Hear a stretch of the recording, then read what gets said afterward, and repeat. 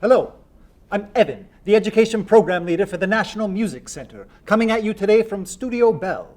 This week, I want to continue looking at the instruments that led to the piano. In video number 1, we looked at the hammer dulcimer, a box with strings where you hold the hammers in your hand. But today we're going to look at a box with strings where they added a keyboard.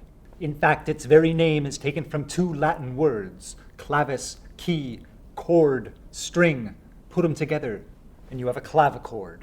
So we're going to use the National Music Center's Instrument Exploration Toolkit to look at its design, figure out how it vibrates, and what controls over the vibration I have. We're going to listen to the timbre and try to make music.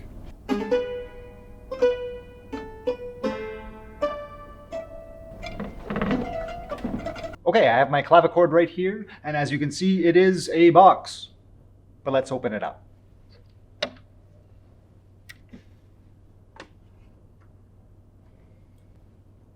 So we are taking a major leap from the hammer dulcimer to the piano because we have a keyboard. It's a full chromatic keyboard, all the black and white notes. The keys are much smaller than a modern piano. This clavichord has a 4-octave range. Here I pulled out one of the keys and we can see it makes a very simple class 1 lever. The fulcrum goes here, I push the key here, and then this pushes up into the string. This little metal part is called a tangent, and it maintains contact with the string until you let it go. That's a simple mechanism. Looking inside the clavichord, we can see the strings run horizontally compared to the keys. There's a piece of felt woven through the strings. Strumming the strings does not make a lot of sound, and that is because they are being dampened by this. So when you press the key, the string vibrates from the tangent to the end. If you didn't have this fabric, it would vibrate on both sides and give you 2 pitches for every note. This also shows us that to make the string vibrate, we are putting energy into it by striking it with the tangent, putting this in the struck category of instruments. Up on the lid here is written the phrase tempus pecunia est.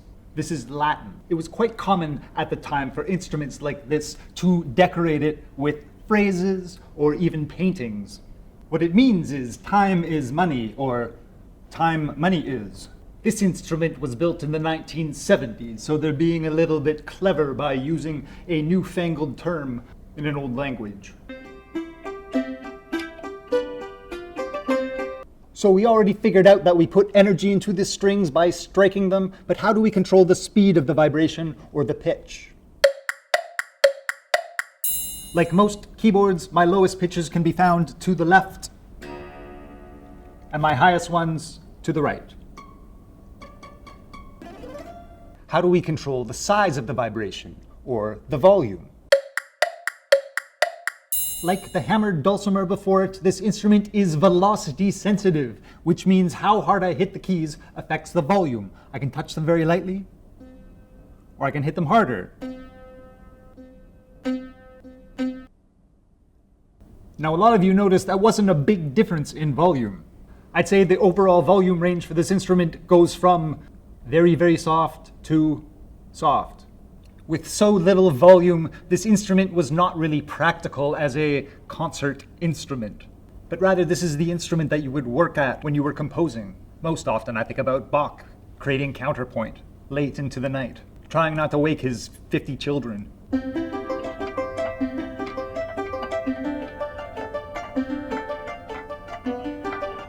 So in describing the timbre of this instrument, words like gentle or soft pop into my head. Each hit comes with a bit of a tapping sound, followed by a nice sustained note. One fun feature of this instrument is you can actually bend the notes. Since the tangent is maintaining contact with the string, if you push it, it tightens the string, giving it a bit of vibrato. Although you do want to be gentle with this, as it will put the instrument out of tune. And you do have to tune often with one of these.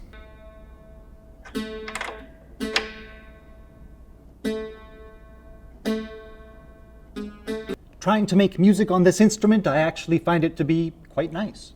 The keys are very light under the fingers, which makes fast motion quite easy. It's a very pleasing tone, and it's lovely to interact with strings and a keyboard. Its tuning is a bit unstable. It might be because I know what comes after it, but I can see how this instrument would have spurred inventors on to try to improve upon it. You can tell it's being held back by its design. How can we merge the ringing tones of the hammered dulcimer with the ease of use of a keyboard? Spoiler alert, but the answer will be in the lever.